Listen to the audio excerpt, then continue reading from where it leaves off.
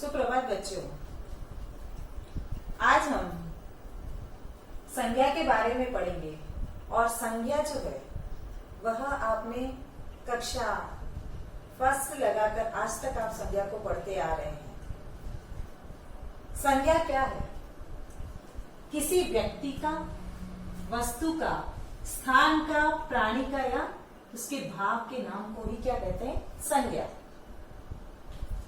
व्यक्ति जैसे सचिन, भगवान बुद्ध आ गए या फिर लता मंगेशकर, किसी का भी एक नाम वह सभी व्यक्तियों में आएंगे। वस्तु में मेज है, पुस्तक है, दरवाजा है, गिलास है, संदूक है, ये सभी वस्तुओं में आते हैं। स्थान आगरा है, जयपुर, लखनऊ, दुबई, बाजार, तालाब आदि स्थानों के नाम।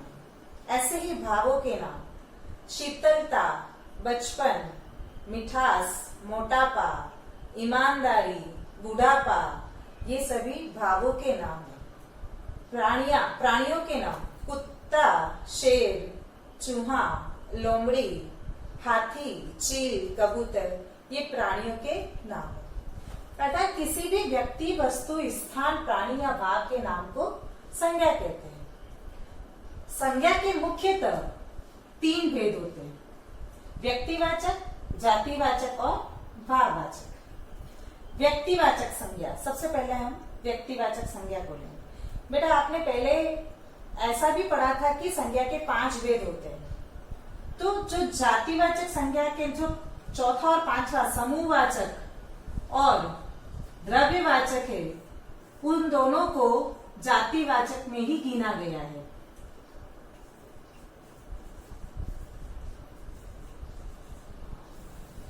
इसलिए संज्ञा के मुख्यतः तो 3 भेद होते हैं और ऐसे आपने पहले भी पढ़ चुके हो, इसलिए संज्ञा के 5 भेद आप पढ़ चुके, लेकिन ये 5 भेद में यानी जातिवाचक में ही समूहवाचक और द्रव्यवाचक को गिना जाता है। सबसे पहले हम व्यक्तिवाचक के बारे में पढ़ेंगे। जिन शब्दों से किसी विशेष व्यक्ति, वस्तु या स्थान का बोध होता है, उसे हम व्यक्तिवाचक संज्ञा कहते हैं। किसी विशेष व्यक्ति यानी पर्टिकुलर जिस व्यक्ति का नाम आता है वह व्यक्तिवाचक संज्ञा में आएगा। जैसे अशोक, सोनिया, गीता, प्रेमचंद, नेहरू जी, ये इन सबके विशेष नाम है, पर्टिकुलर उनके नाम है, इसलिए यह व्यक्तिवाचक संज्ञा में आएंगे। वस्तु में गोदान आ गया, दोहावली आएगी, बाइबल और इनकी पुस्तकें आ गई, ये व्यक्ति वस्तु में आएंगे। और स्थान में जैसे अमेरिका है, नागपुर है, जापान है, ये सभी स्थान में आएंगे। इसका दूसरा जो भेद है वह है जातिवाचक संज्ञा। जो शब्द किसी प्राणी, वस्तु या स्थान की पूरी जाति का बोध कराता है, जो शब्द किसी प्राणी, वस्तु या स्थान की पूरी जाति का बोध कराता है, उसे हम जातिवाचक संज्ञा कहते हैं। जातिवाचक संज्ञा में प्राणी में जैसे चिड़िया, कौवा, बिल्ली, शेर, लड़का, औरत, वो प्राणी में आएंगे। स्थान में गांव, शहर, बाजार, मंदिर, विद्यालय, वह जातिवाचक में आएंगे। तीसरा इसका है भाववाचक संज्ञा। भाववाचक संज्ञा, जो शब्द किसी वस्तु या व्यक्ति के गुण, दशा, भाव, दोष या अवस्था का बोध कराता है, उसे हम भाववाचक संज्ञा कहते हैं। गुण में जैसे किसकी अच्छाई आ गई, लंबाई है, चौड़ाई है, सुंदरता है, ईमानदारी है आदि। ऐसे ही दशा, शैशव, बचपन, यौवन, जवानी, बुढ़ापा, यह दशा है। भाव में मित्रता आ गई, आशा, निराशा, मानवता। दोष बेईमानी है, स्वार्थ है, कुरूपता है, ये दोष में आता है। और अवस्था यानी कोई रोगी है, स्वस्थ है, घबराहट, ये अवस्था में आते हैं। समूहवाचक के बारे में थोड़ी सी जानकारी ले लेते हैं। समूहवाचक जो जातिवाचक के अंतर्गत ही समूहवाचक और द्रव्यवाचक संज्ञा आते हैं। समूहवाचक में पूरे समूह का बोध होता है, किसी भी व्यक्ति या वस्तु के पूरे समूह का बोध होता है। और द्रव्यवाचक में जिन शब्दों से यानी द्रव्य का बोध होता है वह द्रव्यवाचक कहलाता है। जैसे सेना, सेना समूह में आता है और सेना को हम पूरी जाति को भी हम सेना ही कहेंगे, तो इसलिए इसको जातिवाचक संज्ञा में रखा गया। ऐसे ही द्रव्य, द्रव्य में जैसे चांदी आ गई, दूध आ गया, तो वह क्या है, द्रव्य है, लेकिन वह पूरी जाति का बोध करा रहा है, इसलिए वह उसे हम जातिवाचक संज्ञा में रखेंगे। कुछ ऐसी महत्वपूर्ण बातें हैं जिसको जानना हमें बहुत ही जरूरी है कि भाववाचक संज्ञा जो है उसको केवल हम महसूस ही कर सकते हैं, न तो हम इन्हें देख सकते हैं और न ही इन्हें स्पर्श कर सकते हैं, क्योंकि इनका कोई भी आकार नहीं होता है।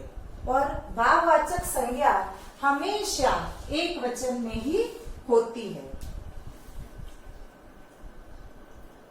हम विभिन्न प्रकार के शब्दों से भाववाचक संज्ञाएं बना सकते हैं। बहुवचन में प्रयोग करने पर भाववाचक संज्ञाएं जो होती है वह जातिवाचक संज्ञाएं बन जाती है। कैसे हुआ है? जैसे हिमालय पर्वत की ऊंचाई देखो, ऊंचाई क्या है? भाववाचक संज्ञा है। लेकिन लगातार परिश्रम से जीवन की ऊंचाइयों को छू सकते हैं, तो अब जो ऊंचाई का जो बहुवचन आया ऊंचाइयों, वह जो है अब वह जातिवाचक संज्ञा के रूप में आया।